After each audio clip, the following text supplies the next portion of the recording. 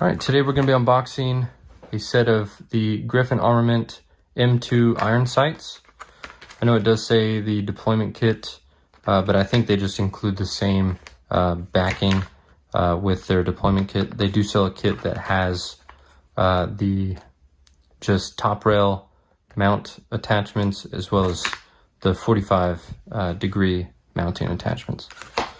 So it just comes in this plastic package. These are definitely, I would best describe them as minimalistic as possible when it comes to iron sights. So all of the parts, to include the bases and the iron sights, are constructed of 17-4 stainless steel. Like I said, these are a very small, minimalistic package when it comes to iron sights. And they do only take up one section of Picatinny rail, which I know is a concern with a lot of different sights out there. Some of them take up 3, some of them take up 2. It just depends on the iron sights you're using. So on the side there, you can see a laser engraved Griffin Armament logo. And so the iron sights as well as the bases are coated in a melanite QPQ finish. So it's very similar to like a nitride finish. I know the other brand I can kind of think of right now that uses a QPQ finish is Faxon on their barrels. So as you can see there, the front sight post does have a nice contrast on to it. So it's just a silver in color.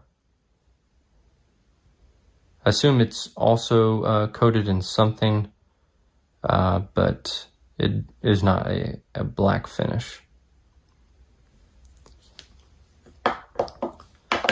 So this little bag here, you're going to get 2 mounting plates and 2 screws.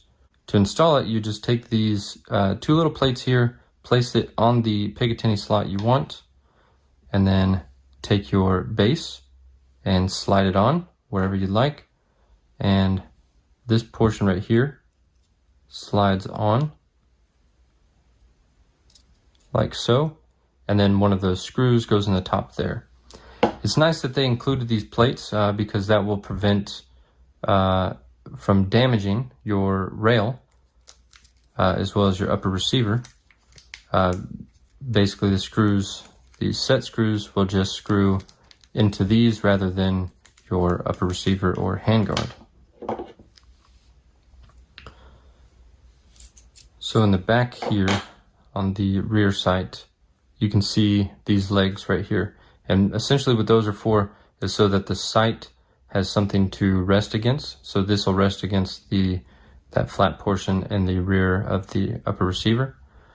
And the aperture that they went with is, I guess you could call this a compromise or a middle ground as far as an iron sight goes.